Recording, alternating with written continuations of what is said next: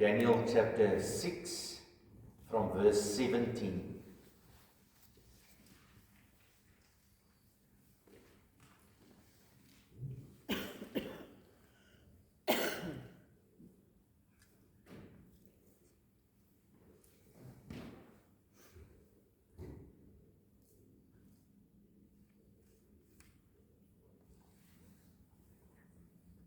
I'm going to start reading from verse 15 instead. Then the men, speaking about the men, you're talking about the men. These men were the enemies of Daniel, wanted to throw him into the lion's den.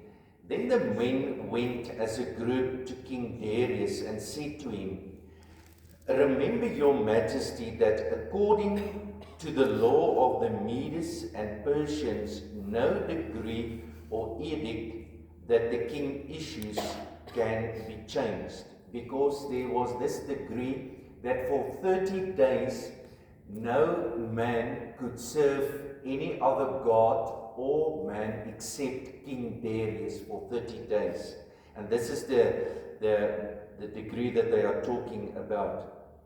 Verse 16, so the king gave order, and they brought Daniel and threw him into the lion's den. The king said to Daniel, "May your God, whom you serve continually, rescue you." A stone was brought and placed over the mouth of the den, and the king sealed it with his own signet ring and with the rings of his nobles, so that Daniel's situation might not be changed. Then the king returned to his palace and spent the night without eating and without any entertainment being brought to him, and he could not sleep. At the first light of dawn, the king got up and hurried to the lion's den. When he came near the den, he called to Daniel in an anguished voice, "Daniel, servant of the living God, has your God, whom you serve continually, been able to rescue you from the lions?" Daniel answered, "May the king live forever. My God sent his angel, and he shut the mouths of the lions. They have not hurt me, because I was found innocent in his sight, nor have I ever done any wrong before you, your majesty." The king was overjoyed and gave orders to lift Daniel out of the den. And when Daniel was lifted from the den, no wound was found on him, because he had trusted in his God. At the king's command, the men who had falsely accused Daniel were brought in and thrown into the lion's den, along with their wives and children. And before they reached the floor of the den, the lions overpowered them and crushed all their bones. Then King Darius wrote to all the nations and peoples of every language in all the earth, "May you prosper greatly.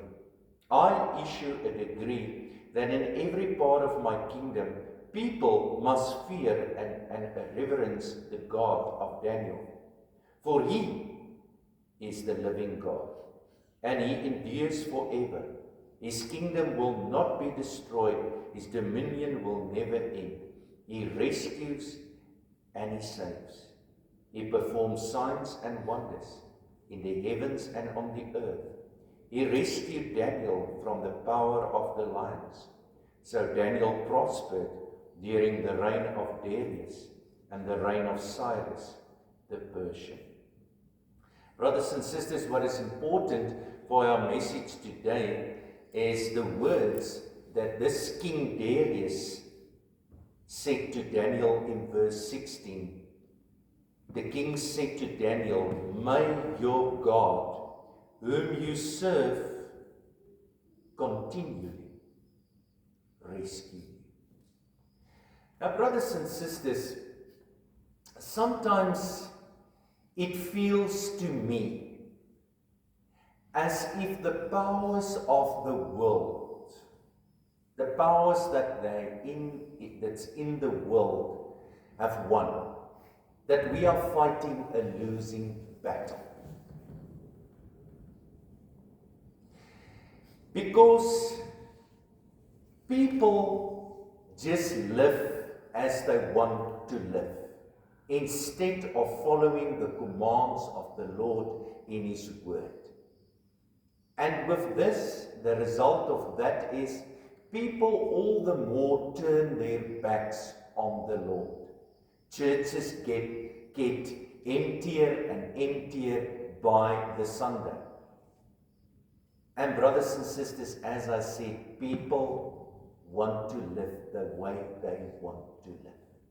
It seems to me often that we are fighting a losing battle against the powers of the world. And then, brothers and sisters, you fight a losing battle. It seems to you if you are fighting a losing battle against the powers of the world, but then you also have to face your own battles, your own personal battles in your household, in your family, with your friends, with your neighbors, and at work. Things that you have to deal with and that get you frustrated. And you feel sometimes you are fighting a losing battle also on a personal level. And therefore, brothers and sisters, the experience that Daniel had, that he was thrown into a lion's den, is also our experience today. Is there any hope for you and me that continually serve the Lord? Is there any point therein to continually serve the Lord? And therefore, I want to speak to you about what the king said to Daniel, as I said in verse 16. May your God, whom you serve mostly, whom you serve sometime, no, whom you serve continually, rescue.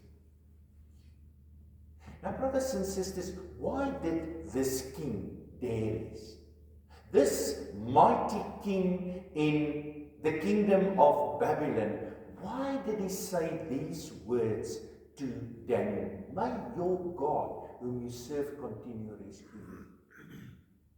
Because, brothers and sisters, he was powerless to do anything to save Daniel from the lion's den. He could do nothing. He was powerless. And therefore he said those words, may your God, whom you serve continually, rescue you. You will remember last week we spoke about Daniel, that he was a man of integrity, and that his enemies could find no wrongdoing and how he conducted the affairs in the kingdom of Babylon as one of the ministers. They could find no wrongdoing, how he conducted the administration in the kingdom. His SARS filing, his Facebook, his cell phone, blameless. Daniel was a man of integrity. But then, brothers and sisters, these enemies, they couldn't find something against Daniel, how he conducted his affairs, so they tried something against his religion. And they went to King Darius to order a decree that anyone for 30 days that serve any god or man except the king would be thrown into the lion's den. And I think, brothers and sisters, it was with a smirk. You know, you get that, I told you so, we're going to find something against this guy.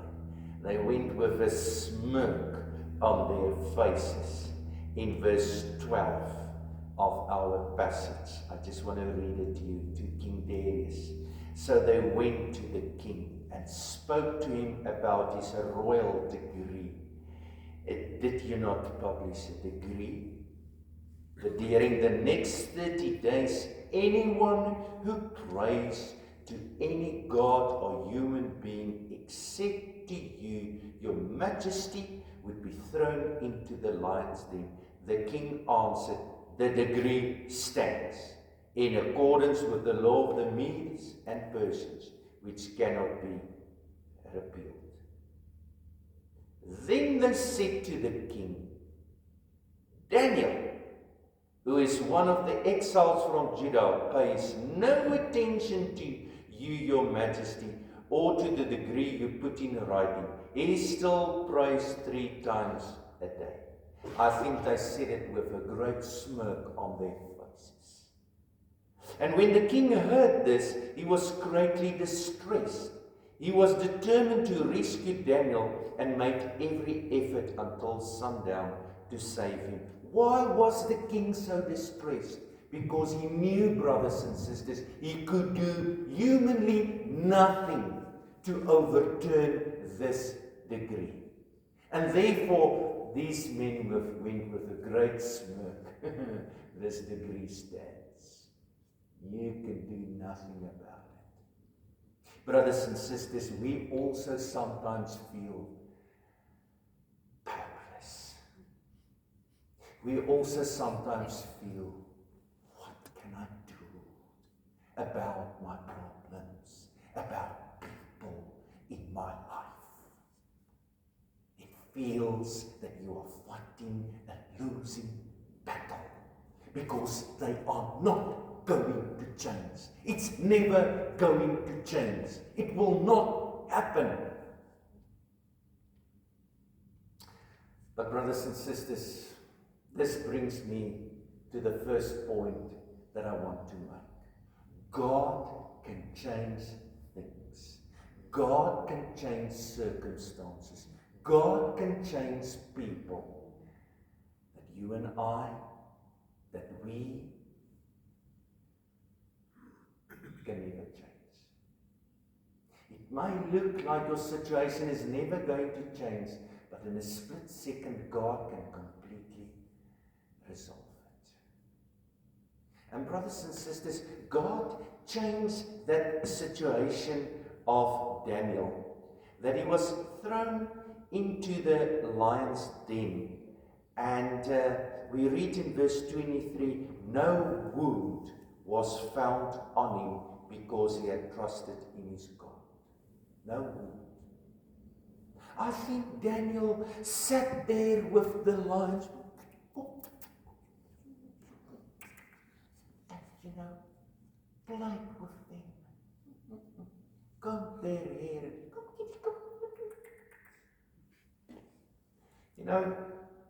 The question is there any hope for us who continually serve the Lord? Yes, there is, because God changes situations, people, and problems that you and I can never change.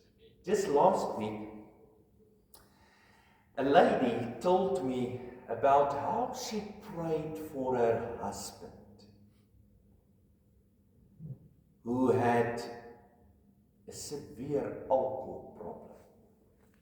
She told me before he went to work in the morning, he already had, and I say this with respect to him, he had 6 beers. He already drank 6 beers. He went to bed. I think she told me he went to bed also with beers. But before he left in the morning, he already had drunk 6 beers. But she prayed continually for her husband. And brothers and sisters, what seemed humanly impossible, God changed that husband to save him from alcohol. I want to ask you, brothers and sisters, who or what are the laws of the Medes and the Persians in your life today that you are facing? That makes you feel powerless because it's never going to change. What are those laws that you are currently facing in your life? What is impossible for us, God can change. So, brothers and sisters, Daniel was thrown into the lion's den. And we read in verse 17, a stone was brought and placed over the mouth of the den. Now, I just want to explain to you, this lion's den was a big hole in the ground. And lions were kept in this hole in the ground. And they were not fed for a few weeks, so that if a victim or a certain person was thrown into this lion's den, I say it with respect, not being fed for a few weeks, it was immediately decades. That person was thrown into the lion's den. And a stone was brought and placed over the mouth of the den. And the king sealed it with his own signet ring and with the rings of his nobles. So, brothers and sisters, there was no way for Daniel to escape. There was no chance for him, and also for someone else to come and rescue Daniel, because they would have seen it. That stone was sealed with the king's own signet ring. No chance at all. It reminds me of another stone that was placed before a tomb in the Bible. Can you remember which one? The tomb of Jesus Christ. And God performed the miracle that Jesus was raised from the dead, and he took that stone away. But brothers and sisters, God intervened by sending an angel. And we read there in verse 22, my God sent his angel and he shut the mouths of the lions. They have not hurt me, because I was found innocent in his sight. Now this angel was most probably the same angel that was with Daniel's 3 friends in the burning furnace. In Daniel 3, chapter 3, verse 25. So that the fire and the heat did nothing to them, because there was a 4th person with them in the fire. And it's in the text, it says here, verse 22, my God sent his angel and he shut the mouths of the lions. Most probably, if we think about it, and it's just an opinion, this angel was a reference to Jesus Christ, the Son of God in the Old Testament. And what's interesting to me, that night when Daniel was thrown into the lion's den, the king had an awful night. He wouldn't eat, he couldn't sleep, no entertainment. No, I want no entertainment. And yet Daniel, I think, he had a great night with the lions. I think he had a joyous night with the lions. I think he talked with them, he played with them. He had a beautiful night. Yet his circumstances was with the lions, in a lion's den. Brothers and sisters, this brings me to the second point. That God doesn't protect us. And hear this, God doesn't protect us from the lion's den, but in the lion's den, he shuts the mouths of the lions.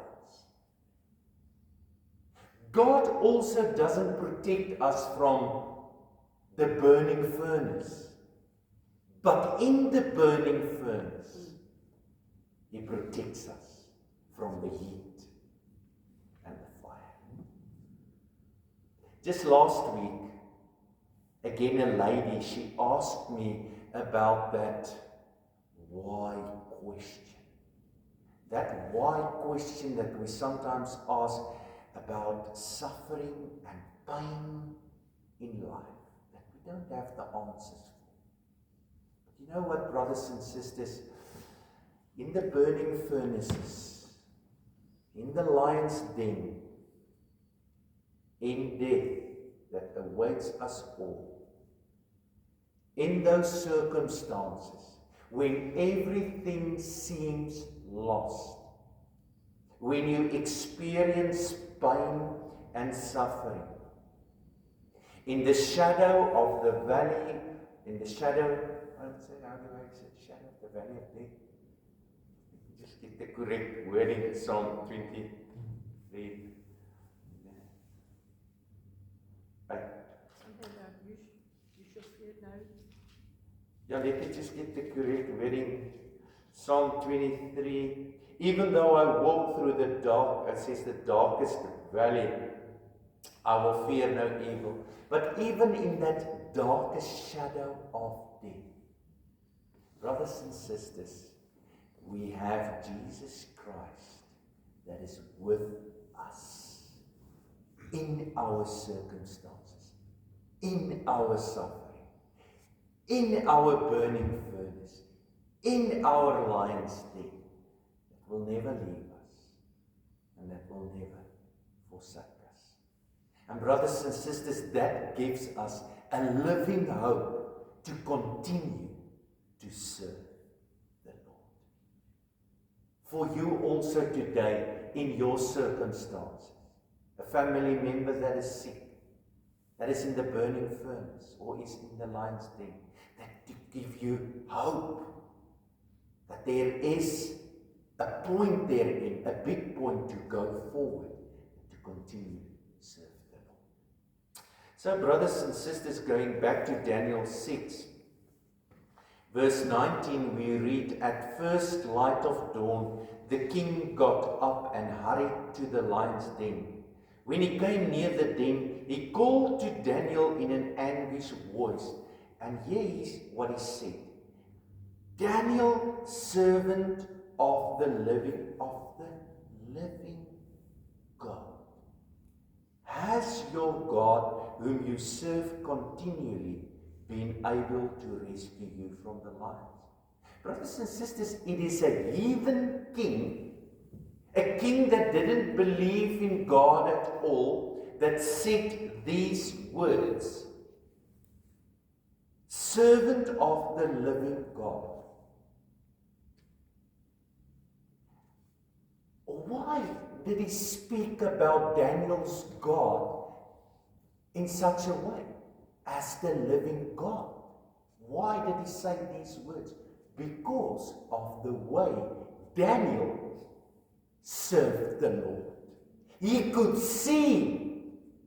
He's not just serving some idol, going just to church, just praying, but there's no relationship. He saw in Daniel's life, he is living for the God. He is the living God who created the universe, who you serve continually. You see, in Daniel's life, there are three did nots that we can see. Daniel did not hide the consequences of serving God instead of the king for 30 days. He did not hide those consequences. He just continued to pray 3 times a day to God and to worship Him. Even though his enemies came into his realm, Daniel just continued to worship the Lord. He didn't stop. The second did not. Daniel did not know what would happen to him. He wouldn't have foreseen this, that in the lion's den, God would send an angel to shut the mouths of the lions. He had no clue. I think in the back of his mind, what he thought is, the lions devour me and eat me. That's what's going to happen to him.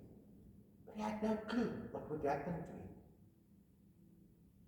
And lastly, brothers and sisters, Daniel did not make some sort of, deal with God. God, if you do this, if you do this, God, then I will do this for you. Daniel just went and continued to serve the Lord with perseverance.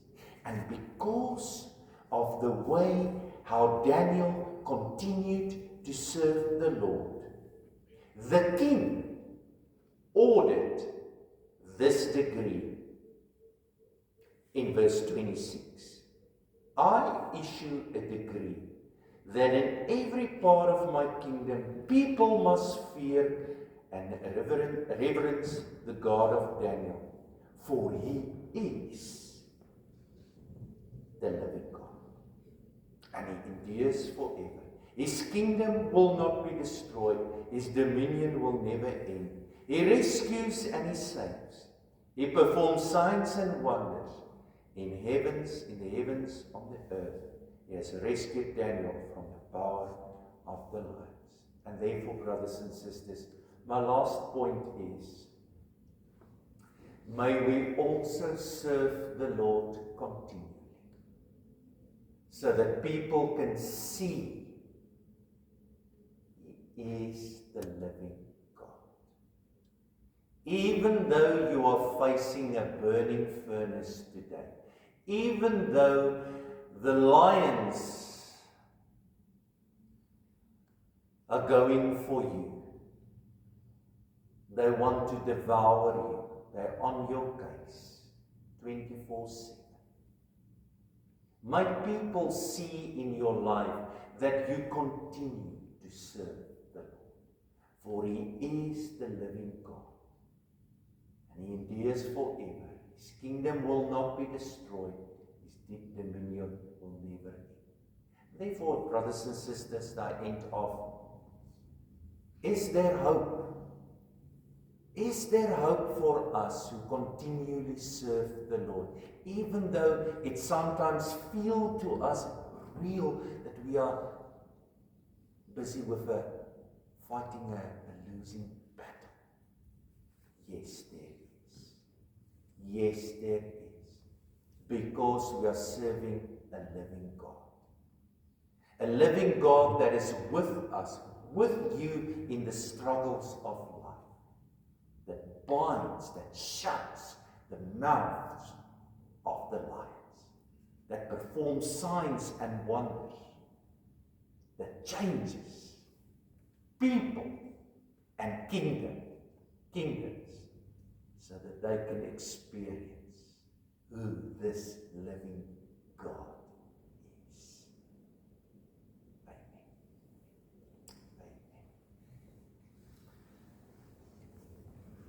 Let's pray together. Dear Lord and Heavenly Father, last week, dear Lord,